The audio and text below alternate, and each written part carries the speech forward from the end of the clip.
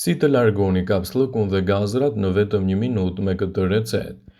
Kapslëku është një gjendje karakterizuar nga më pak se 3 jashtëqitje në javë.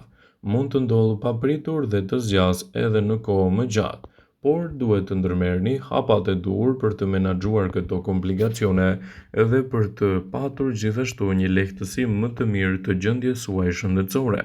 Nëse jeni një person që vuani nga kapslëku, keni probleme me fryrjen e barkut dhe shumë gazra, atëherë duhet të dëgjoni me vëmendje këtë video deri në fund. Para se të fillojmë, bëni një like videos dhe ju lutem klikoni subscribe, do të na ndihmonit shumë. Simptomat që lidhen me kapslëkun përfshin dhimbje barku, jashtëqitje të vështira dhe të fryra. Në raste të lehta, gjendja mund të përmirësohet vetvetiu. Megjithatë, nëse simptomat përkeqësohen, mund të shfaqen probleme serioze, si dhimbje të forta të barkut, të përzira, të vjella, humbje oreksi, humbje në peshë dhe gjakderdhje. Kapslëku mund të shkaktohet nga një sër faktorësh, siç mund të jenë ilaçet ose stimuluesit, bllokuesit e kanaleve të kalciumit diuretikët, që ngadalësojnë gjithashtu përthithjen e ushqyesve përmes traktit të tretjes. Gratë shtatzana dhe të moshuarit duhet të kenë një ushqim mjaft të mirë për të menaxhuar më mirë problemet e kapslëkut dhe për të parandaluar komplikacionet e tyre. Për të lehtësuar kapslëkun e lehtë deri atë të moderuar, ka shumë strategji të cilat mund t'i provoni në kushte shtëpie. Në rastet e kapslëkut të rënd, është më mirë të vizitoni një mjek për të gjetur kombinimin e duhur të ilaçeve dhe ndërhyrjet e stilit të jetesës. Ndryshimet në dietë dhe stilin e jetesës janë të rëndësishme në parandalimin e kapslëkut. Zgjidhni ushqime të pasura me fibra në dietën tuaj, siç janë frutat dhe perimet, por mos harroni të pini ujë çdo natë. Eliminoni gjithashtu ushqimet e përpunuara nga dieta juaj për të siguruar që të mos ankoheni dhe të mos anashkaloni vaktet tuaja ditore. Përveç kësaj, ushtrimet e rregullta deri në 3 deri në 4 herë në javë mund të jenë me efekte pozitive në lehtësimin e problemeve të kapslëkut dhe në lëvizjen më të mirë të shëndetit tuaj të zorëve. Ndjekja e këtyre trajtimeve në kushte shtëpie mund të përkthehet në një mbrojtje më të mirë shëndetësore në lehtësimin e komplikacioneve. Për shembull, shtoni më shumë fibër në dietën tuaj, merruni me sporte dhe lehtësoni stresin ditor. Është mënyra më e mirë për të menaxhuar problemet që shkakton kapslëku në organizëm. Kapslëku është një shqetësim i zakonshëm që prek miliona njerëz në të gjithë botën. Megjithatë, ai shpesh vlerësohet se mund të ndikojë në çështjet e stilit të jetesës dhe krijimin e komplikacioneve tuaja. Nëse jeni një person që vazhdimisht keni probleme me tretjen dhe vështirësi me kapslëkun, atëherë duhet të ndryshoni mënyrën e ushqyerjes dhe gjithashtu të parandaloni edhe komplikacionet që ju kanosen vazhdimisht. Ky çrregullim karakterizohet nga vështirësia dhe fryrja e jashtëqitjes, stili i fortë dhe ndonjëherë mosbrazja e plotë e zorëve. Lajmi i mirë është se kapslëku deri te i moderuar mund të trajtohet me ndryshime të thjeshta të stilit të jetesës, si për shembull rritja e konsumit të fibrave, frutave, perimeve, drithrave integrale edhe pirja e më shumë uji janë mënyrat më të mira për të menaxhuar problemet e kapslëkut dhe për të sjellë gjithashtu një tretje më të mirë dhe efektive. Por për shumicën e njerëzve është një problem me zgjidhje të ndryshme të vogla që mund të lehtësohet. Ai mund të bëhet kronik dhe duhet të konsultoheni me mjekun kur keni vështirësi të mëdha për një kohë të gjatë që nuk dilni dot jashtë dhe gjithashtu nëse duhet të ketë edhe trajtime më të specializuara. Por si të trajtoni kapslëkun deri atë të moderuar në kushte shtëpie? Në shumicën e rasteve, kapslëku mund të trajtohet me disa metoda natyrale dhe të thjeshta, të cilat mund të zbatohen fare lehtë në kushte shtëpie.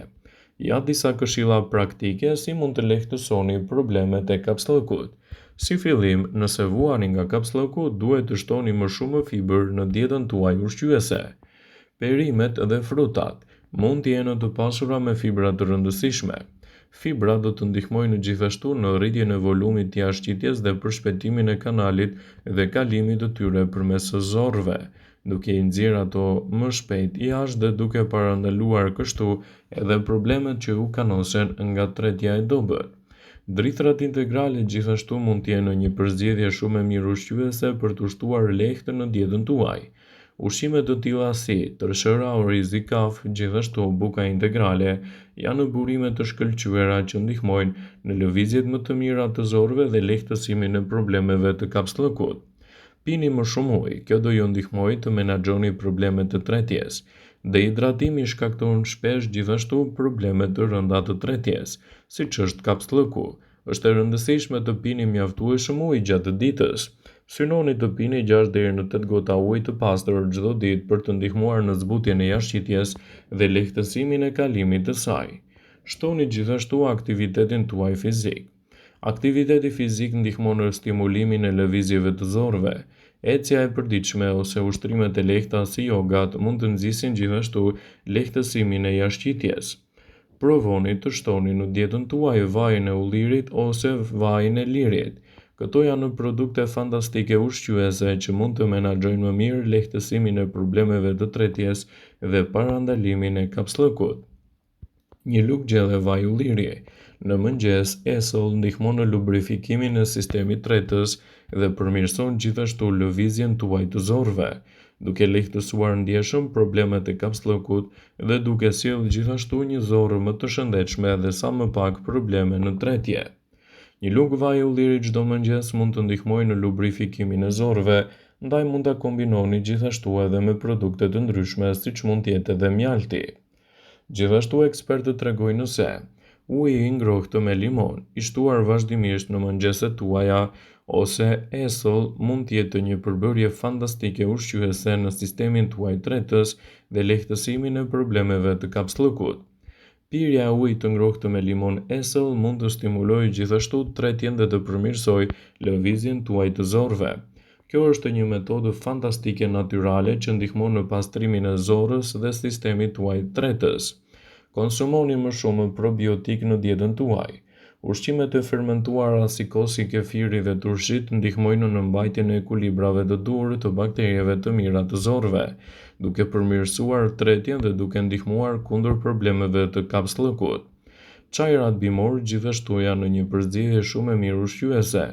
Çajrat bimor të tilla si nenergjiku, xhenxhefili dhe kopra kanë veti natyrale që lehtësojnë kështu problemet e kapsllëkut.